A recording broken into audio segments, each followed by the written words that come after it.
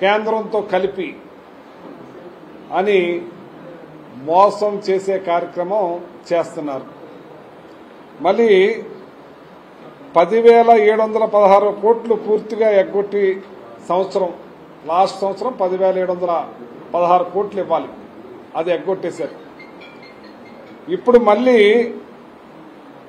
53,58,000 రైతులకు గాను 46.86 లక్షల మందికి మాత్రమే ఇచ్చే కార్యక్రమం చేసి 7 లక్షల మంది రైతులకి ఎగ్గొట్టే కార్యక్రమం చేశారు.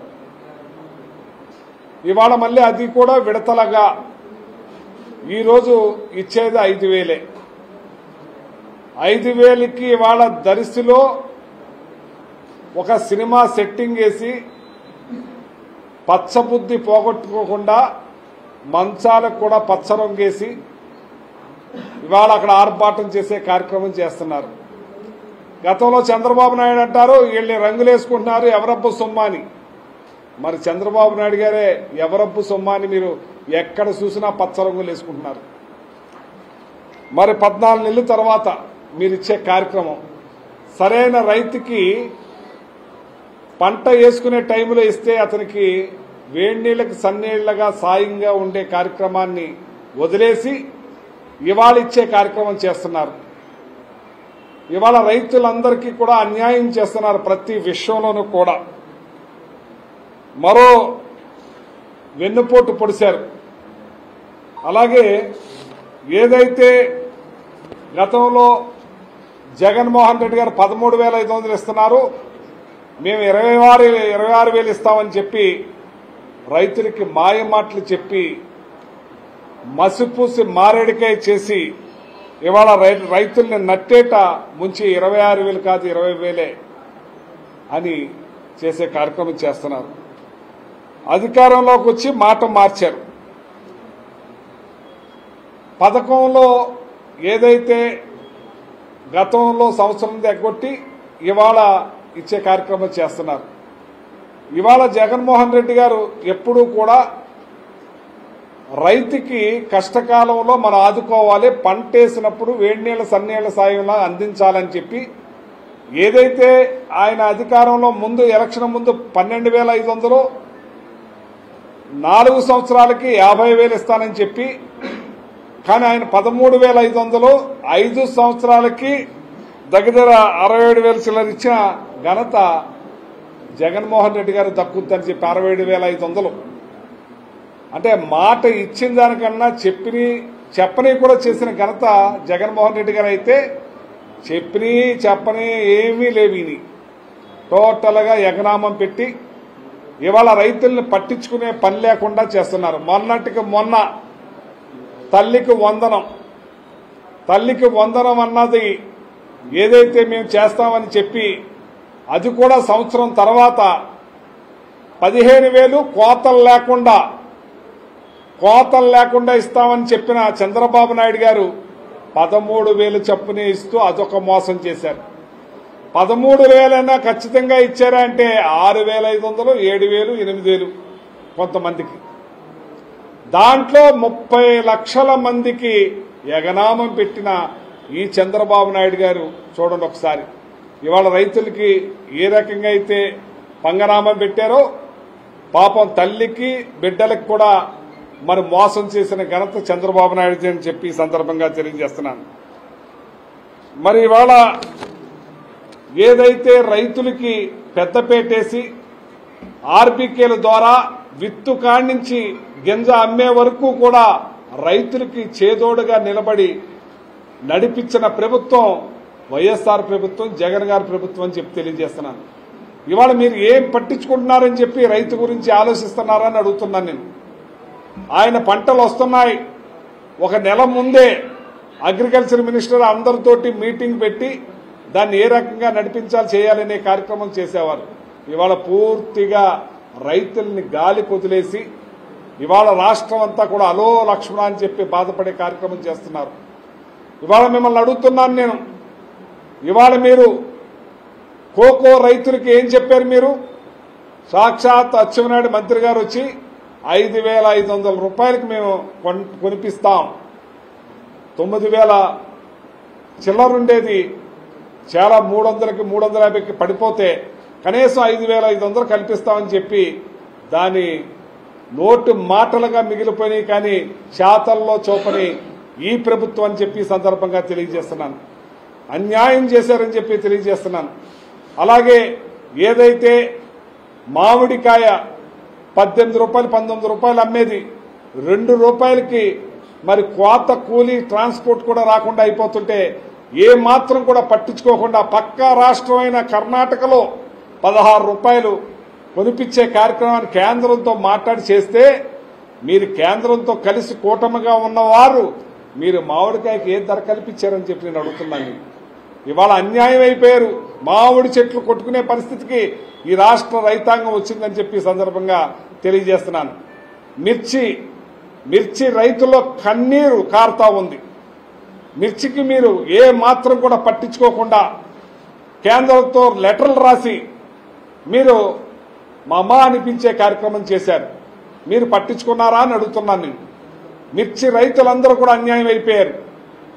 మరి అలాగే టొబాకో విషయంకి వచ్చేటప్పటికి టొబాకోని టోటల్గా అలో లక్ష్మణ అని చెప్పి బాధపడుతున్నారు రైతాంగం అంతా కూడా. మార్కెట్కి తీసుకొస్తే గిట్టుబాటు ధర కల్పించకుండా దగ్గర 366 రూపాయలు కేజీ పలికిన టొబాకో ఇవాళ 200 కూడా పలకిన పరిస్థితి ఏర్పడిందంటే మీ పరిపాలన ఏ విధంగా ఉందో చూడండి అని చెప్పి సందర్భంగా తెలియజేస్తున్నాను. ఈ రాష్ట్రానికి రైతే వెన్నెముక. ఈ రాష్ట్ర రైతుని ఆదుకోవలసిన బాధ్యత మీది కాదా అని నేను అడుగుతున్నాను. మీరు రైతుని ఏ విషయంలో మీరు పట్టించుకుంటున్నారని అడుగుతున్నాను నేను.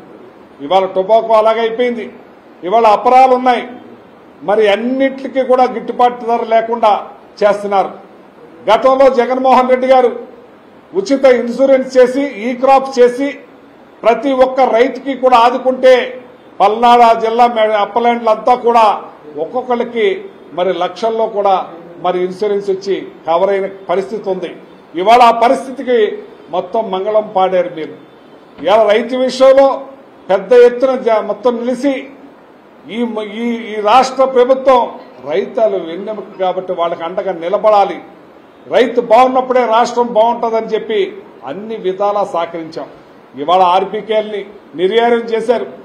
ఆర్బీకేల్ని ఏర్పాటు చేసి ఇత్తు కాడించి లాస్ట్ గింజ అమ్మే వరకు కూడా ఆర్బీకేల ద్వారా మరి అక్కడే ఎరువులు ఇచ్చి అక్కడే పురుగు మందులు ఇచ్చి అక్కడే మట్టి పరీక్షలు చేసి అక్కడి నుంచే ధాన్యం శాంపిల్స్ తీసుకుని మరి మిల్లర్ దగ్గరికి రైతు వెళ్లకుండా అమ్మించే కార్యక్రమం చేస్తే మీరు ఏం ప్రగల్భాలు ప్రగిరారు. మీరు వచ్చిన వెంటనే 24 గంటల్లో డబ్బులు వేస్తామన్నారు. 24 గంటలు కదా 3 నెలలు డబ్బులు పడకుండా అయిపోయారు రైతులు. అది కూడా మరి ఆర్బీకే ద్వారా గిట్టుబాటు ధర డైరెక్ట్ రైతు అకౌంట్ లో పడేలా చేస్తే మీరు ఏం చేశారయ్యా? దళారీ వ్యవస్థను పెంచారు. 300-400 రూపాయలు నష్టపోయాడు రైతుకి అన్యాయం చేశారు. మీరు గిట్టుబాటు ధర కల్పించలేదు. మీరు ఏదైతే అన్నదాత సుఖీభవన్ అన్నారో ఆ పంటల టైంలో అందించకుండా పోయారు. ఓ పక్క ధాన్యం డబ్బులు రాక, ఓ పక్క మీరు ఇస్తానన్న పెట్టుబడి సాయం లేక రైతు అన్యాయంగా అప్పులు పాలైపోయే పరిస్థితికి వచ్చారు. మరి జగన్మోహన్ రెడ్డి గారు ఉన్న టైంలో 0 వడ్డీతోటి మరి వడ్డీ ఇప్పించి వాళ్ళకి ఏ మాత్రం కూడా భారం కాకుండా రైతులకి అండగా నిలిచిన ప్రభుత్వం జగన్మోహన్ రెడ్డి గారి ప్రభుత్వం కాదా అని అడుగుతున్నాను నేను. మీరు ఏం పట్టించుకున్నారు రైతుల విషయంలో అన్నాం. అసలు ఈ రాష్ట్రం మీరు ఏం చేద్దాం అనుకుంటారు? ఎంచేపు కూడా అమరావతి 3,000 ఎకరాలు 4,000 ఎకరాలు భూమిని పంటకి తిండికి లేకుండా చేసే కార్యక్రమం చేస్తున్నారు.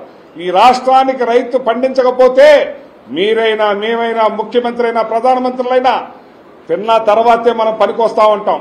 అటువంటిది తిండి ఒక పొరపాటున రైతు కాడి పడేస్తే ఏమి తింటారని నేను అడుగుతున్నాను.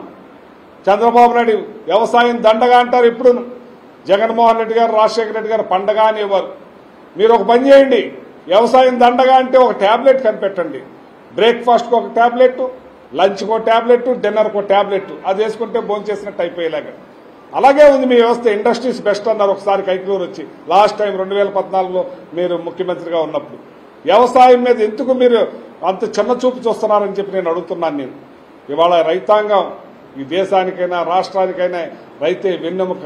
అటువంటి రైతుని నడ్డిరిసే కార్యక్రమం చేస్తున్నారు.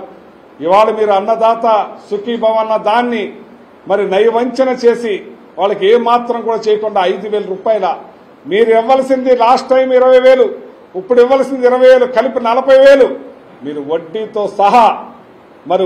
సహా రైతులకు అందించే కార్యక్రమం చేయాలని చెప్పి మేము డిమాండ్ చేస్తున్నామని చెప్పి ఈ సందర్భంగా తెలియజేస్తున్నాం. ఏ రకంగా మీరు పట్టించుకుంటున్నారు?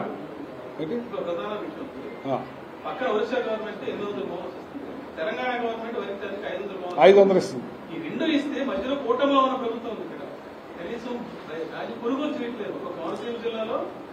మీకు అదే చెప్తున్నానండి. ఇవాళ కూటమితో కలిసి ఉన్న ఈ చంద్రబాబు నాయుడు గారు, పవన్ కళ్యాణ్ గారు బీజేపీతో కలిసి ఉండి పక్కనున్న కర్ణాటక రాష్ట్రంలో మరి వాళ్ళు ఎంత మామిడికాయకి 1600 రూపాయలు రేటు తెచ్చి కొనిపిస్తే ఏ మాత్రం కూడా పట్టించుకోకుండా టొబాకోకు లెటర్ రాసి కేంద్రం ఉండి మరి అక్కడి నుంచి డబ్బు తెచ్చి రైతులకి ఆదుకోకుండా మరి రైతాంగాన్ని అన్ని రకాలుగా ముంచుతున్న ఈ ప్రభుత్వం ఇక్కడ 500 రూపాయలు బోనస్ ఇచ్చి మరి అక్కడ ధాన్యం కొనిపించే కార్యక్రమం చేస్తే రైతులకు అండగా నిలిచింది. అలాగే ఒరిస్సాలో నిలిచింది. ఇక్కడ చూడండి, ఎక్స్పోర్ట్ లేక సన్న బియ్యం అమ్ముకోలేక రైతులందరూ కూడా అల్లాడుతుంటే ఏ మాత్రం కూడా నిమ్మక్క నీరెత్తినట్టు ఈ ముఖ్యమంత్రి చంద్రబాబు నాయుడు వ్యవహరిస్తున్నాడంటే రైతుల పట్ల ఎంత దుర్మార్గంగా ప్రవర్తిస్తుందో ఈ ప్రభుత్వాన్ని గమనించాలి. నిలదీస్తారని కూడా చేస్తున్నాం. మేము అందరం కూడా వైఎస్ఆర్ పార్టీ అందరం కలిసి మేము బాసటగా నిలుస్తాం, రైతులకు అండగా ఉంటాం. ఏ మాత్రం మీరు తేడా వచ్చినా రైతుల తరపున మేము పోరాటం చేస్తామని కూడా తెలియజేస్తా ఉన్నాను. ఏ ఒక్క విషయంలోనూ కూడా ముందుకెళ్తలేదు. అన్ని కూడా మంగళం పాడుతూ ఉన్నారు. ఎలక్షన్ ముందు ప్రగల్భాలు పలిగేశారు. మీరు ఈ చేస్తాం, అవి చేస్తాం, ముసలమ్మ నొక్కుద్ది బట్టను మరి అన్నారు. తర్వాత ఇవి చూస్తుంటే భయం వేస్తుంది అంటున్నారు. ఏంటి 14 లక్షల కోట్లనే అప్పు చెప్పి అదే అసెంబ్లీలో 3,32,000 కోట్ల రూపాయలు జగన్మోహన్ రెడ్డి గారు అప్పు చేస్తే ఇవాళ నువ్వు 2 లక్షలు దగ్గర సంవత్సరం తిరగకుండానే 2 లక్షల కోట్లు అప్పు చేసి ఏ పథకం కూడా ఇవ్వకుండా ఏం చేశారు ఈ డబ్బు అని చెప్పి నేను అడుగుతా ఉన్నాను. ఎక్కడికి పోతుందని చెప్పి ఈ డబ్బు నేను అడుగుతా ఉన్నాను. రైతులను పట్టించుకోరు, కార్మికులను పట్టించుకోరు, ప్రజలను పట్టించుకోరు. మరి ఎవరిని కూడా పట్టించుకోకుండా డబ్బు ఏం చేస్తున్నారు? రోజుకి 460 కోట్ల రూపాయలు అప్పు చేస్తూ ఈ రాష్ట్రాన్ని ఏం చేద్దామని మీరు అడుగుతున్నాను. ఏం చేస్తున్నారని చెప్పి మేము అడుగుతున్నాను. మీరు రెడ్ బుక్ సిద్ధాంతం అని చెప్పి డైవర్షన్ పాలిటిక్స్ చేస్తూ రైతులకు కానీ అందరికి కానీ మీరు ఇస్తానన్న పథకాలు కానీ ఎగ్గొట్టి డైవర్షన్ పాలిటిక్స్ లో అరెస్టులు చేసే కార్యక్రమం చేస్తున్నారు. అందరినీ హింసించే కార్యక్రమం చేస్తున్నారు. బిల్డింగులు కూలుస్తున్నారు. రాష్ట్రంలో అరాచక పాలన సాగిస్తే ఎవరు ఈ రాష్ట్రానికి పెట్టుబడులు పెడతారని చెప్పి నేను అడుగుతా ఉన్నాను. అన్ని రంగాల్ని కూడా మరి మట్టు పెట్టే కార్యక్రమం చేస్తున్న ఈ చంద్రబాబు నాయుడు గారి ప్రభుత్వం దుర్మార్గమైన ప్రభుత్వం. ప్రజలందరూ కూడా అలోలక్ష్మణని బాధపడుతున్నారని చెప్పి సందర్భంగా తెలియజేస్తున్నారు. అడుగుతారు, అడగండి. అంతేనా? అంతేనా?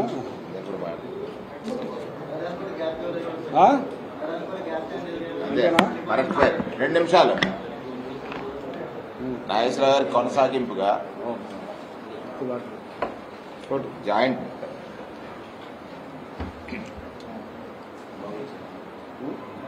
మిత్రులు నాగేశ్వరరావు గారు ఈరోజు రైతు పడుతున్నటువంటి కష్టాల మీద ఈ ప్రభుత్వం స్పందించక నిర్లక్ష్య వ్యవహారం వల్ల రైతులు ఏ విధంగా నష్టపోతున్నారనే అంశాల మీద సుదీర్ఘంగా మాట్లాడారు.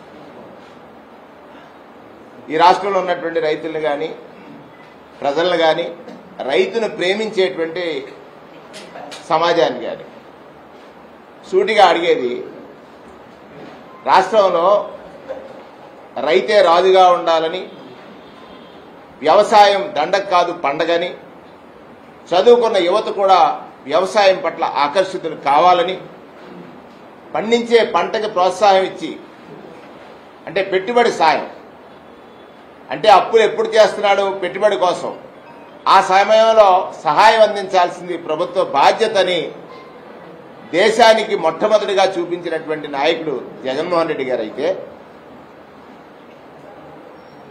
తన పరిపాలన లేదా తన రాజకీయాల్లో 3 రంగాలు తీవ్రంగా నష్టపోతాయి. అనార్గనైజ్డ్ సెక్టార్గా ఉన్నటువంటి రైతులు, మహిళలు, యువకులు. చంద్రబాబు నాయుడు గారు ఎప్పుడు పాలనలోకి వచ్చినా మొట్టమొదటిగా దెబ్బ తగిలేది రైతుకే. ఎప్పుడు పాలనలోకి వచ్చినా రెండవ దెబ్బ మహిళకే. ఎప్పుడు పాలనలోకి వచ్చినా మూడవ దెబ్బ యువతకే.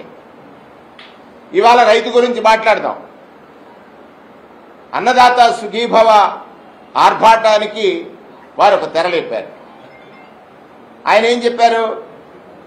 జగన్మోహన్ రెడ్డి గారు 13,500 ఇస్తున్నాడు, అందులో కేంద్రంతో కలిపి, కేంద్ర ప్రభుత్వం ఇచ్చే సహాయంతో కలిపి. జగన్మోహన్ రెడ్డి గారు నిజాయితీపరుడు. ఆయన రైతు భరోసా కార్యక్రమాన్ని ప్రారంభించే సమయంలో 12,500 4 సంవత్సరాలు ఇస్తానన్నాడు. కేంద్ర సహాయం అందితే రైతుకు ఒక నమ్మకాన్ని కలిగించాడు. ఎంచేత 12,500 4 సంవత్సరాలని చెప్పి 13,500 5 సంవత్సరాలు ఇచ్చాడు. అంటే 67,500 రూపాయలు ఒక్కొక్క రైతుకి ఇచ్చారు. మీరేం చేశారు? 2014లో 87,600 కోట్లు రైతులకు రుణాలు మాఫీ చేస్తానన్నారు అధికారం కోసం. మరొకసారి ప్రజలు గమనించాలి, రైతులు గమనించాలి, సమాజం గమనించాలి. అధికారం కోసం 87,500 కోట్ల రూపాయలు బేషరతుగా రుణాలు మాఫీ చేస్తానని చెప్పి అధికారంలోకి వచ్చిన తర్వాత మాట మార్చి కోతే కమిటీ వేసి 15,000 కోట్లు మాత్రమే పంచి రైతును నడ్డి విరిచినటువంటి చంద్రబాబు గారి పాలన, రైతు పట్ల నమ్మకాన్ని కలిగించి తన పాలించిన సమయంలో చెప్పింది చెప్పినట్టుగా చేసినటువంటి జగన్మోహన్ రెడ్డి గారి పాలన, రైతు పట్ల ప్రేమ, రైతు పట్ల గౌరవం, రైతే రాజుగా రైతును రాజుగా చూడాలనేటువంటి ఒక గొప్ప ఆలోచన జగన్మోహన్ రెడ్డి గారి అయితే ఈజీగా మోసం చేయగలిగినటువంటి ఒక వ్యవస్థ ఏదైతే ఉందో అది రైతు అనుకుని నాడు మోసం చేశారు, మళ్ళీ నేడు మోసం చేస్తున్నారు.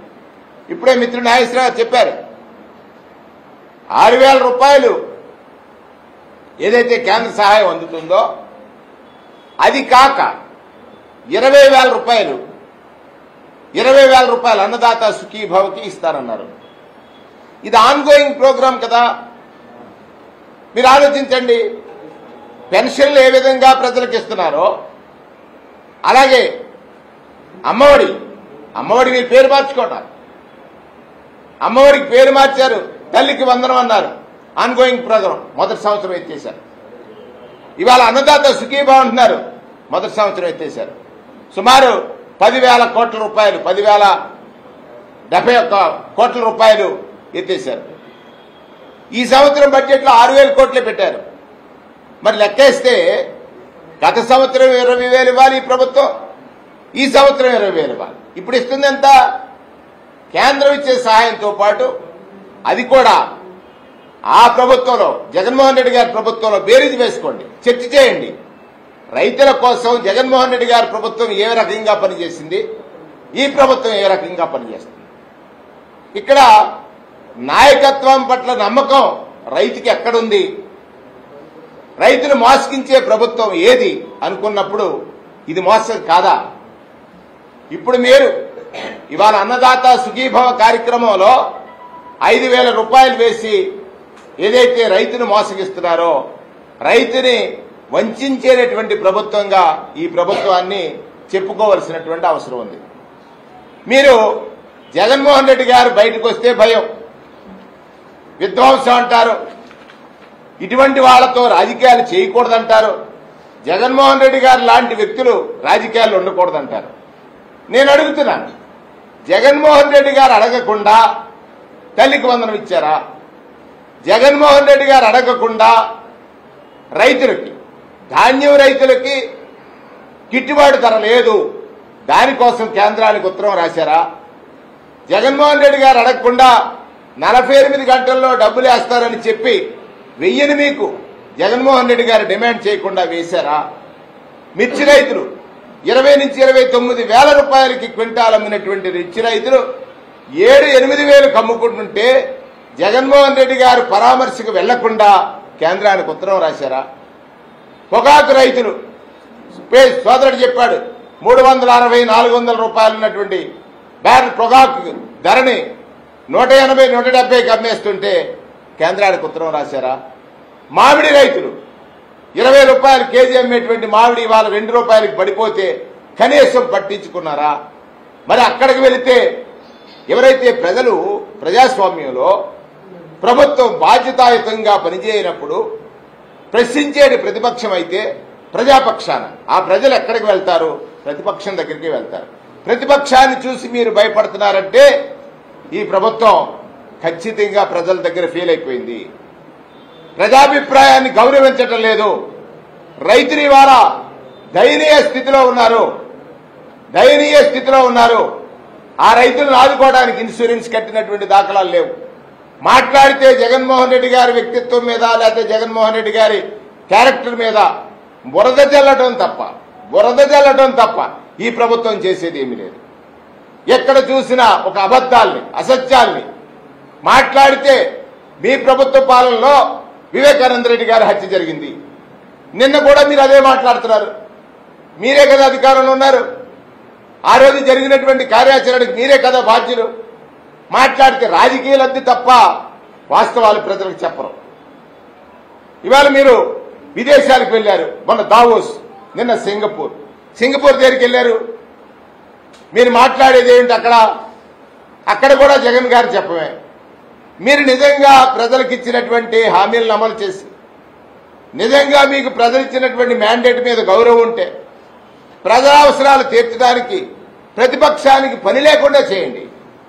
రోజు ప్రతిపక్షానికి పని కల్పించి ప్రతిపక్షం ప్రశ్నిస్తే ప్రతిపక్షాన్ని అణచివేయాలని ఇవాళ ఒక కేసు అది సిట్టో స్టాండో ప్రతిదీ వాళ్ళ సోషల్ మీడియా చూసినప్పుడు మీరు నోట్లు కట్టలు పట్టుకొచ్చారు. అది ఎప్పుడు ప్రింట్ అయ్యాయని అడిగితే జవాబు చెప్పలేరు. అంటే జగన్మోహన్ రెడ్డి గారికి ఎవరైతే సన్నిహితంగా ఉంటారో వారి మీద మీరు కేసులు వేసేస్తారు. ఆ కేసుల్లో ఎక్కడా కూడా కనెక్షన్ ఉండదు. ఇది ఒక పెద్ద అబోధ కల్పితమైనటువంటి కేసు. ఆ కేసుని ఒక స్కామ్ గా చూపించాలి మీరు చేసే ప్రయత్నం. 4 రోజులు ఆలస్యం అవ్వచ్చు తప్ప ప్రజలకు వాస్తవాలు తెలుస్తాయి. ఇవాళ మీ పరిపాలనలో ప్రజలు పడుతున్నటువంటి అగచాట్లని ప్రశ్నించే ప్రతిపక్షం పైన మీరు చేస్తున్నటువంటి ఈ దాడులు ప్రజాస్వామ్యవాదులు ఎవరైనా హర్షిస్తారా? ప్రజాస్వామ్యంలో ఉన్నావా? నియంతృత్వంలో ఉన్నావా? లేకపోతే ఎమర్జెన్సీ పాలనలో ఉన్నావా? ప్రజలు బయటకు వచ్చి వాళ్ళ వాణిని అంటే వాళ్ళ మాటలు వినిపించలేని స్థితిలో పాలన సాగించడం అంటే ఇదే కదా నియంతృత్వం. ఆ నియంతృత్వ పాలన సాగిస్తున్న ఈ ప్రభుత్వం ఇవాళ అన్నదాత సుఖీభవని రైతు వెన్నువిరిచేటువంటి రైతును మానసిక క్షోభకు గురిచేసి 40,000 రూపాయలు అంటే గత సంవత్సరం 20,000 ప్లస్ 6,000 మళ్ళీ ఇవాళ ఈ సంవత్సరం జరిగినటువంటి ఈ కార్యక్రమంలో రైతుకు ఇవ్వాల్సినటువంటి డబ్బు ఇవ్వాల. ఇప్పుడే సోదరుడు అన్నట్లుగా ఆనాడు అప్పులు చేస్తే తప్పులు, ఈనాడు అప్పు చేస్తే గొప్ప. అప్పు పుట్టట్లేదంటారు. సింగపూర్ ప్రభుత్వానికి ఉత్తరాలు రాస్తారంటారు. రోజు ఎందుకు ఈ వంట, ఎందుకు ఈ వార్పు? ఎవరిని నమ్మిస్తారు మీరు? ప్రజలకు మీరు చెప్పింది చేయండి. ప్రతిపక్షం ప్రశ్నించదు, చేయరు, ప్రశ్నిస్తుంది. ప్రశ్నిస్తే జవాబు చెప్పండి. ప్రజాపక్షాన మేము అడుగుతున్న దానికి జవాబు చెప్పండి. అది మాని తప్పుడు కేసులు. ఆ మిథున్ రెడ్డి గారిని హింసించాలి, పెద్దిరెడ్డి గారి కుటుంబాన్ని హింసించాలి. పెద్దిరెడ్డి గారి కుటుంబాన్ని హింసించడం వల్ల లేదా పెద్దిరెడ్డి గారి కుటుంబం మీద మీకు ఉన్నటువంటి కక్ష తీర్చుకుంటే ప్రజల పొట్ట నిండదు. జగన్మోహన్ రెడ్డి గారిని నిందవేస్తే ప్రజల ఆకలి తీరదు, రైతు కష్టం తీరదు, విద్యోగస్తుడు యువత కష్టాలు తీరవు, మహిళల కష్టాలు తీరవు. అందరినీ వంచేటువంటి నేనంటాను చంద్రబాబు నాయుడు పాలన ఎప్పుడైనా కూడా రైతు నష్టపోతాడు, మహిళ నష్టపోద్ది, యువత నష్టపోతాడు. లాభపడేది ఎవరూ లేరు. తీవ్ర నష్టానికి గురయ్యే ఈ 3 వర్గాల్ని ఎంచుకొని ఎన్నికలప్పుడు మాయ మాటలు మోసం వేషాలు వేసి దానికి కూటమిని కట్టి మీ బాధ్యతను మరిచి కేంద్రం దగ్గర మెడలు వంచి తేవలసినటువంటి అనేక అంశాల్లో మీరు విఫలం చెందారు. అని అంటానికి ఎందుకంటే ఉదాహరణ అక్కర్లేదు. ఇవాళ సోదరుడు చెప్పినటువంటి లెక్కలు ఏవైతే ఉన్నాయో ఈ ప్రభుత్వం రైతుల పట్ల ఒక ద్వేషభావంతో నడిచే ప్రభుత్వం అని చెప్పడానికి ఎందుకంటే వేరే ఉదాహరణ అవసరం లేదనేటువంటి మాట సందర్భంగా మనవి చేస్తా ఉన్నాం.